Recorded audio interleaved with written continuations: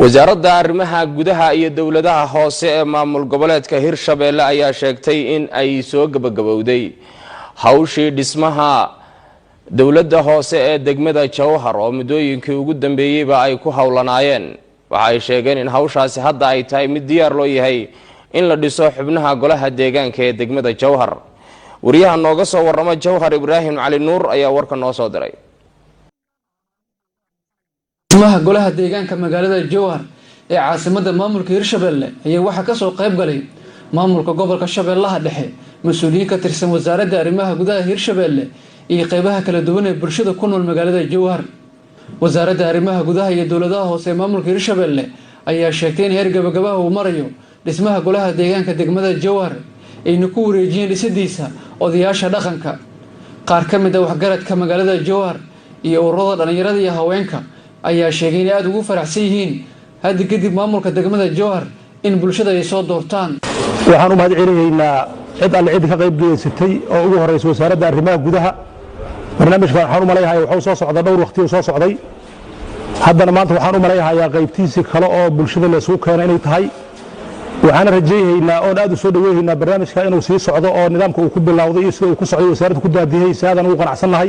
waxaan aad iyo aad ugu faraxsanahay barnaamijkan oo qiimaha iyo qaayaha noole oo deegaameynta oo noo socdo bariyahan oo maantana wada tashigiisa aan ku jirno. waxaan ilaahay ka rajaynaynaa kii wax noo tara waab noo tara inuu noo noqdo ka helno qaybahayna haddaan haweenna haddaan dhalinyaro nahay haddaan odan nahay haddaan nahay degmada Jowhar dadka eebo waxay ku qancaan ilaahay uga soo saaro.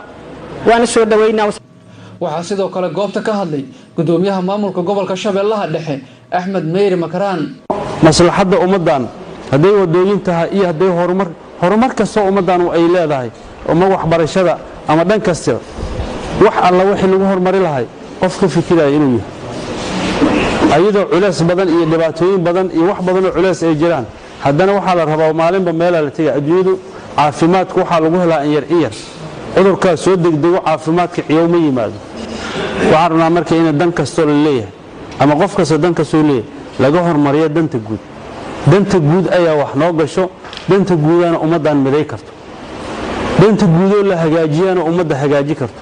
ma hagaaji karto in qof la hagaajiyo, ma hagaaji karto in qof la raali geliyo, ma hagaaji karto in maartay koox la raali geliyo.